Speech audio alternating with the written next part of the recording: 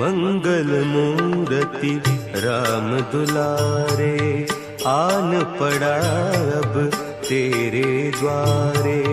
हे बजरंग बली हनुमान, हे महावीर करो कल्याण, हे महावीर करो कल्याण। तीनों लोक तेरा उजियारा, दुखियों का तूने काज संवारा। तीनों लोक तेरा उजियारा, दुखियों का तूने काज संवारा। हे जगवंदन केसरी नंदन, हे जगवंदन केसरी नंदन। कष्ट हरो हे कृपा निधान, कष्ट हरो हे कृपा निधान।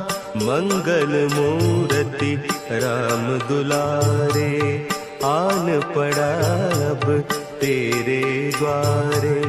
हे बजरंग बली हनुमान, हे महावीर करो कल्याण, हे महावीर करो कल्याण।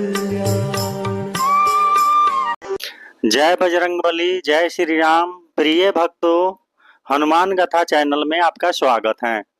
पिछले एपिसोड में हम जाने थे कि कैसे चित्रांगदा को अपने पुराने दिन वापस आने लगते हैं और वो फिर से प्रेम के मार्ग पर चलने लगती है और सांसारिक बनने के लिए तैयार हो जाती है और मारुति के साथ दोनों सूरत के राज्य में आने लगते हैं। इधर जामवंत जी हर हाल में विश्वकर्मा देव को, जो बानर के रूप में थे, उनको बचाना चाहते हैं और उनको बचाने के लिए मर्कटेश से जा करके भिड़ जाते हैं और वहां के प्रजा को रोक लेते हैं। किंतु मर्कटेश बहुत ज्यादा क्रोधित हो जाता है और फिर वो अपनी बहन और बाली की सभी कहानी को सुनाता है। फिर जामवंत जी बोलते हैं, लेकिन इसमें इस बानर का तो कोई दोष नहीं है। फिर मर्कटेश बोलता है, चाहे इस बानर का कोई दोष हो या न हो, हमने निश्चय किया है कि हम बानर जाति को ही इस पृथ्वी से समाप्त कर देंगे, इसलिए हम इसे मारेंगे। ये बोलकर मर्कटेश आगे बढ़ता है और फिर जामवंत जी और मर्कटेश में भीषण युद्ध होने लगता है।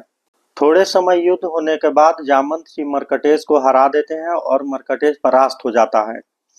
किंतु मर्कटेश फिर से खड़ा हो जाता है और बोलता है, मैं चाहे अपने जान को दे दूं, लेकिन मेरे जीवित रहते आप इस बंदर को मेरे राज्य से नहीं ले जा सकते।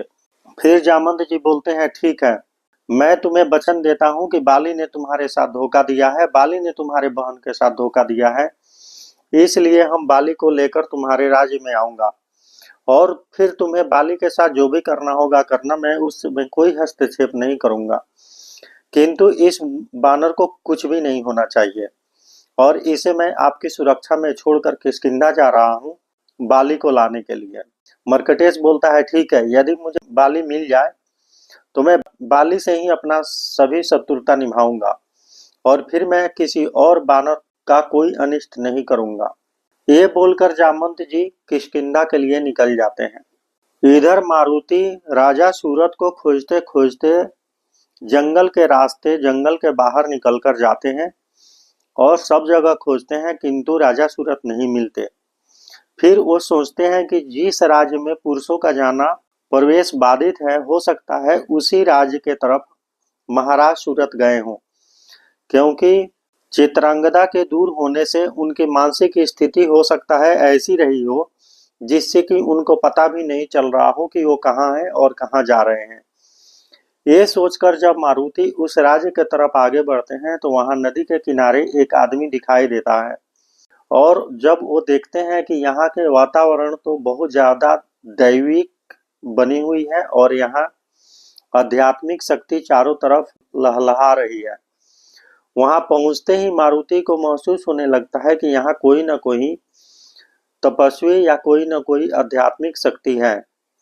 फिर वहां मारुति देखते हैं कि एक आदमी नदी में जाता है और अपने सर पर मटके में जल लेकर आता है और वहां रखे एक शिवलिंग पर चढ़ाता है। फिर वहां से वो नदी में जाता है और मटके में जल लाता है और शिवलिंग पर चढ़ाता है। इस क्रिया को बार बार कर रहा होता है। फिर मारुति अपनी दिव्य दृष्टि का प्रयोग करते हैं और देखते हैं कि ये कोई और नहीं, ये तो राजा सूरत ही है। फिर मारुति राजा सूरत से बात करने की कोशिश करते हैं, किंतु राजा सूरत मारुति की कोई बात नहीं सुनते और अपने में खुद में ही मग्न होकर जल लाते और शिवलिंग पर चढ़ा देते। मारुति समझ जाते हैं कि ये तो समाधि की अवस्था है। इस अवस्था में आदमी को किसी भी चीज का कोई बोध नहीं होता है और वो जो जिस कार्य को कर रहा होता है बस उसी को करते जाता है। और इस समय महाराज सूरत उसी अवस्था में है, इसीलिए किसी की बात नहीं सुन रहे हैं। फिर भी मारुति एक दो बार और बुलाते हैं, किंतु राजा सूरत से कोई भी प्रतिक्रिया नहीं पाकर वहां से राजा सूरत के राज्य में निकलकर आते हैं और चित्रांगदा और राजगुरु को बतलाते हैं कि मुझे राजा सूरत मिल गए हैं, आप लोग चलिए उनको लाने के लिए। फिर चित्रांगदा, राजगुरु और कुछ सैनिक राजा सूरत को लेने के लिए वहां जाते हैं और राजा सूरत को देखते ही सब लोग पहचान लेते हैं और सभी लोग बहुत खुश होते हैं। किंतु कोई कितना भी राजा सूरत को बुलाता वो किसी की नहीं सुनते, बस वो अपने में मग्न हो जल लाते और शिवलिंग पर चढ़ाते। फिर चित्रांगदा राजा सूरत के पैरों को जाकर पकड़ लेती है और उन्हें रोकने का प्रयास करती है, किंतु राजा सूरत पैर छुड़ा लेते हैं और फिर से जल लाकर शिवलिंग पर चढ़ाने लगते हैं। चित्रांगदा की बात सुनकर मारुति बोलते हैं, किंतु इस कार्य को मैं नहीं कर सकता।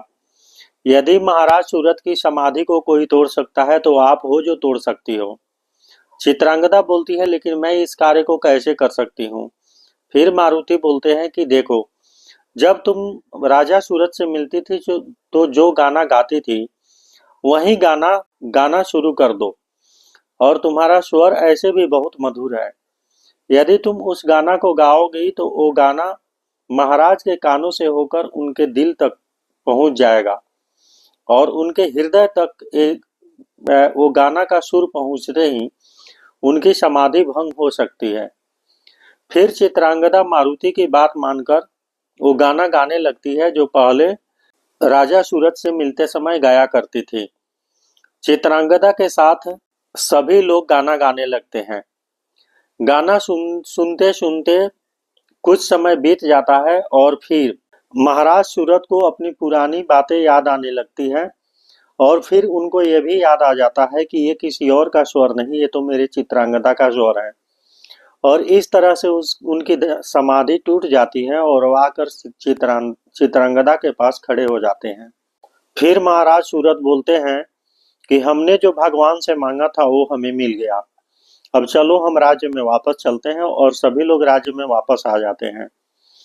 इधर जामंत जी लंगूर प्रदेश से किष्किंधा आते हैं। अचानक जामंत जी के किष्किंधा आने से बाली सोचने लगते हैं कि आखिर अचानक जामंत जी यहाँ कैसे आ गए। फिर बाली और जामंत जी एकांत में जाकर मिलते हैं और जामंत जी बाली से बोलते हैं कि देखिए, आपका मर्कटेश के साथ क्या संबंध है। बाली बोलते हैं, मर्कटेश के साथ मेरा कोई संबंध नहीं है और छल के साथ उन लोगों से दूरी बनाई, ये कहीं ना कहीं अच्छी बात नहीं है और आपको मेरे साथ लंगूर प्रदेश चलना होगा, क्योंकि मारुति ने हमें एक बानर की सुरक्षा के लिए बानर के साथ रखा था और उस बानर की रक्षा करना मेरा धर्म है और उस बानर की रक्षा मैं तभी कर सकता हूं जब आप लंगूर प्रदेश चलेंगे। और ये भी हो सकता है कि आपके जाने से लंगूर और बानरों की शत्रुता समाप्त हो जाए। इस वीडियो को राम भक्त और हनुमान भक्तों तक पहुंचाने के लिए इस वीडियो को शेयर करें। अगर आपको इस वीडियो से कुछ नया जानने को मिला हो तो इस वीडियो को लाइक करें और आगे की कहानी लगातार जानने के लिए हनुमान गाथा चैनल को सब्सक्राइब करें। नमस्कार।